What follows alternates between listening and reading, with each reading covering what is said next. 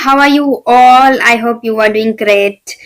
So welcome back once again in this English class, and as you can see in the image, today our topic is lesson number 6. Okay, that is the future tense. In the past classes we have talked about present tense, past tense, and now we will be dealing with 6, that is future tense. Okay, so present and past में I have explained you most of the things, and future में भी कुछ similar ही ऐसा ही है, but आपको बस थोड़ा सा changes मिलेंगे इसमें. Okay, helping verb का थोड़ा सा changes होगा. So now let us start. Future tense. Verb in the future tense tell us about the action that will take place in the future. यानी कि जो verb use करते हैं future tense में, वो हमें क्या बताता है कि जो action future में coming days में होने वाला है, अभी हुआ नहीं है. Okay, so coming days में होने वाला है. For example, she will go to the school tomorrow. Tomorrow. यहाँ पे क्या बोला है कि she will go, वो स्कूल कब जाएंगी? कल जाएंगी. यानी कि ये होने वाला, अभी हुआ नहीं है. That's why जो word use हुआ है will, that represents your future tense. Okay. Number B, my mother will cook biryani for me on Sunday. यानी कि मेरी मदर मेरे लिए क्या बनाने वाली है? बिरयानी बनाने वाली है, कुक करने वाली. कब? For me on Sunday को बनाने वाले. That means ये भी future में होने वाला है. That's why जो ये word है will and cook आपका क्या है? Verb, main verb है. So that means ये जो word आपका use हुआ है, that represents you future tense. Okay, so in sentence A, will go tell us about the action that will happen tomorrow. यानी कि मैंने बताया will go आपका ये बता रहा है कि आपका action कब होने वाला है? कल होने वाला है. Will cook tell us mother's action that will take place on Sunday. Will cook हमें क्या बता रहा है कि वो संडे को होने वाला है. एक्शन कब होने वाला है? संडे को होने वाला है. That's why this comes under future tense. Okay. Now similarly let us study about two types of future tense. Present tense में भी two types था, simple present and present continuous, and past also there was simple past and past continuous, and here also same way simple future tense and future continuous tense है, two types of tense. Okay, so now first let us talk about simple future tense. We use simple future tense when we talk about action that will take place in the future. Simple is that जो future में होने वाला action है, that comes under future simple future tense. Okay, for example here you can see I shall go to the library to read. मैं क्या हूँ? Library में read करने के लिए जाने वाला हूँ. My father will visit the dentist tomorrow. मेरे father dentist को मिलने के लिए कब जा रहे हैं? कल जा रहे हैं. So this means this simple terms comes under your future tense जो future में होने वाला है, that अभी हुआ नहीं. Now here you can see student shall और will का use हुआ है. So यहाँ पे क्या बताया गया है? Let us understand. We use shall और will plus base form of the verb when we write in simple future tense. Simple terms क्या है? जैसे present में is mr बताया था मैंने, past में was were बताया था. Similarly simple future में हम क्या use करेंगे? shall और will का use करेंगे, और जो verb की form होगी students वो first form होगी, यानी कि base form होगी. जो सिंपल वर्ब होता है जैसे run, swim, cook, dance, read, right, talk, walk, sleep, ये जो बेस फॉर्म है इसको सिमिलरली बेस फॉर्म ही लिखेंगे हम सिंपल फ्यूचर टेंस में. ओके, एंड जो वर्ब हम यूज करेंगे हेल्पिंग वर्ब, दैट इज शैल और विल. नाउ नेक्स्ट पॉइंट आपको क्या बता रहे हैं कि with I and we shall is used generally. That means shall हम कब यूज करेंगे? आई और वी के साथ यूज करेंगे, but it is not that कि एवरी टाइम आपको आई और वी के साथ शैल ही यूज करना है. ओके, वो हम जनरली यूज करते हैं, बट ऐसा नहीं है कि शैल को ही यूज करना है. विल भी यूज कर सकते हैं, no problem in that. Okay, whereas with other subject will is used. Okay, सभी सब्जेक्ट के साथ मोस्टली हम विल का यूज करेंगे, और आई और वी के साथ हम शैल यूज करेंगे, और विल का भी यूज कर सकते हैं. Both are correct, no condition in that. Okay, so और उसके अलावा हम शॉर्ट फॉर्म का भी यूज कर सकते हैं. शॉर्ट फॉर्म यानी कि आई शैल का शॉर्ट फॉर्म होगा आई एपोस्ट्रोफी डबल एल. मैंने आपको एपोस्ट्रोफी चैप्टर में भी I have explained you. Short form में भी हम एपोस्ट्रोफी का यूज करते हैं. वी शैल का we apostrophe double L, this is the short form. Okay, they will का short form they apostrophe double l, and he she it I will का short form he apostrophe double l, he will, she apostrophe double l, she will, it apostrophe double l, that means it will. Okay, next point है when we write question sentence we use shall और will before this subject. ये मैंने आपको पहले time से explain करती आ रही हूँ। जब भी हम क्वेश्चन यानी कि इंटरोगेटिव सेंटेंस बनाते हैं, जो हेल्पिंग वर्ब होता है we will always place at the beginning. Here you can see shall will हम बिगिनिंग में यूज किया है। दैट मीन्स जब भी हम क्वेश्चन वर्ड बनाते हैं, इंटरोगेटिव सेंटेंस बनाते हैं टेंस के टाइम में, so we will always place helping verb at the starting of the sentence, beginning of the sentence before the subject. Clear? So this is, ये बस छोटी सी इतनी सी चीजें आपको याद करने की जरूरत है। एक तो शैल, नंबर वन इज शैल और विल का यूज होता है सिंपल फ्यूचर में। ओके सबके साथ आप विल का यूज करते हैं, बट अगर आई और वी के साथ हम शैल का यूज करेंगे, लेकिन मोस्ट प्रोबेबली हम विल का ही यूज करते हैं आई और वी के साथ। ओके ये आपका कोई जनरल रूल नहीं है कि आपको आई और वी के साथ शैल का ही यूज करना है। Clear is that? Now let us move forward. Okay यार आपको क्या करना है, सिंपल फ्यूचर में आपको ये सेंटेंस कंप्लीट करना है। एंड स्टूडेंट्स मैंने क्या बोला है, आपका बेस फॉर्म ही रहेगा। ये जो ब्रैकेट में दिया गया है आपका जो वर्ब बेस फॉर्म वर्ब है, बेस फॉर्म का बेस फॉर्म ही रहेगा फ्यूचर टेंस में।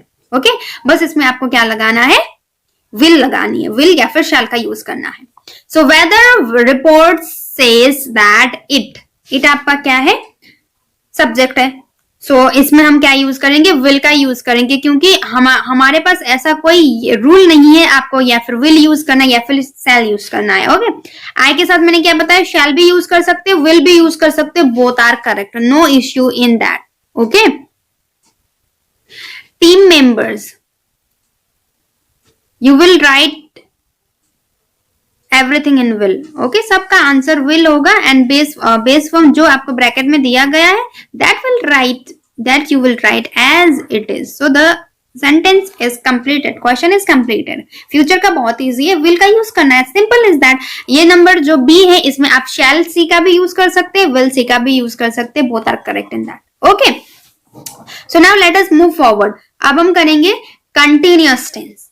ओके कंटिन्यूअस में मैंने स्टूडेंट्स आपको पहले भी एक्सप्लेन किया, कंटिन्यूअस में यानी कि जो कंटिन्यूअसली हो रहा है, बोलते टाइम उसका कंप्लीशन नहीं हुआ है, या फिर फ्यूचर के बारे में जब आप बात कर रहे हैं तो इसमें क्या बताया कि tells about action that will be going on continuously in the future. जब ये फ्यूचर में होगा तब भी ये कंटिन्यूअसली चलेगा, एक बार में स्टार्ट होकर खत्म नहीं होगा, ये कंटिन्यूअसली में चलेगा। दैट इज वाई जो कंटिन्यूअस वर्ड यूज किया है सारे टेंस में। और कंटिन्यूअस मतलब आपका क्या होगा, ING फॉर्म का यूज होगा। ये मैंने फर्स्ट डे में ही I have explain you, continuous में ING फॉर्म का यूज होगा।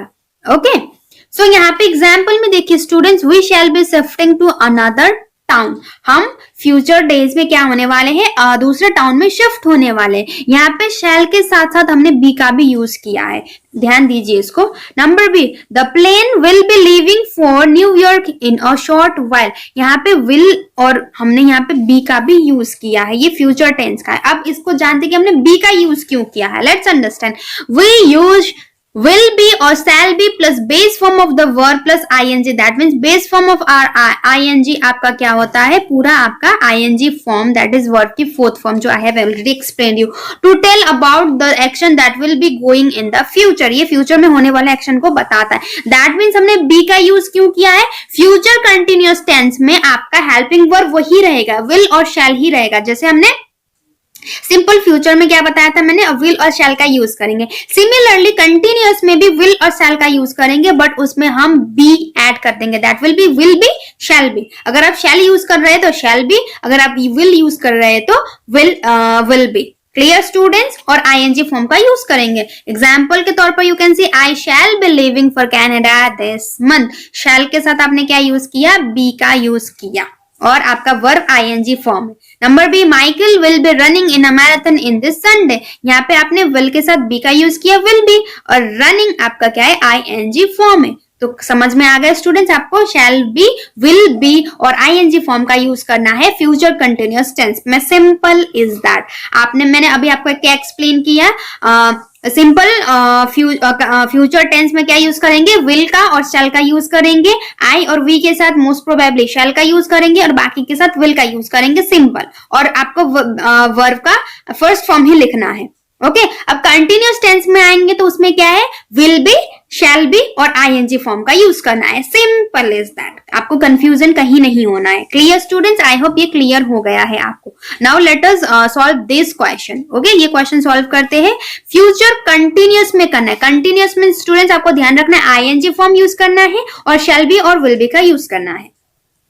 नंबर ए, आई के साथ मैंने क्या बताया, शैल का यूज करेंगे, will both are correct, let us use shall. Okay, I shall be, continuous में बी लगाना जरूरी है। वेट का आईएनजी फॉर्म क्या होगा students, waiting. whatever question we are solving in the video you have to note it down from the video itself, इसका PDF नहीं मिलेगा। नंबर बी, तो डॉक्टर मीन्स यहाँ पे क्या आएगा, विल आएगा, विल बी एग्जामिन का examining.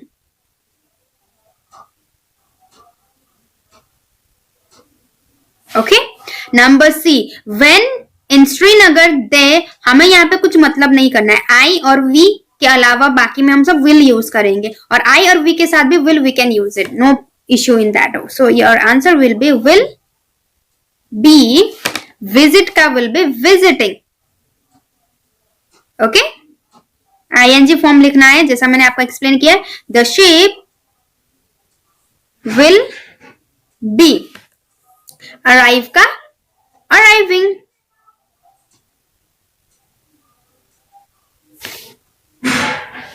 Okay, next one, the players same way will be, leave का leaving। सिंपल, यहाँ पे फ्यूचर कंटिन्यूअस क्वेश्चन में ही पूछा है ना, future continuous means will be और शैल बी और उसके साथ ING form of verb. Clear students, so this is the quick activity, just I have solved it. Okay, so remaining question के remaining questions का PDF will I will provide to you all guys, and मैंने जो simple explanation था simple future tense and future continuous tense I have explained you, और उसको किस तरीके से यूज करना है I have just explained you, and the explanation part is over, and यहाँ तक हमने 74 तक I have solved the question also, and remaining question का answer you will get through PDF. Okay, so I hope the concept is clear to you all. Okay, so have a good time students.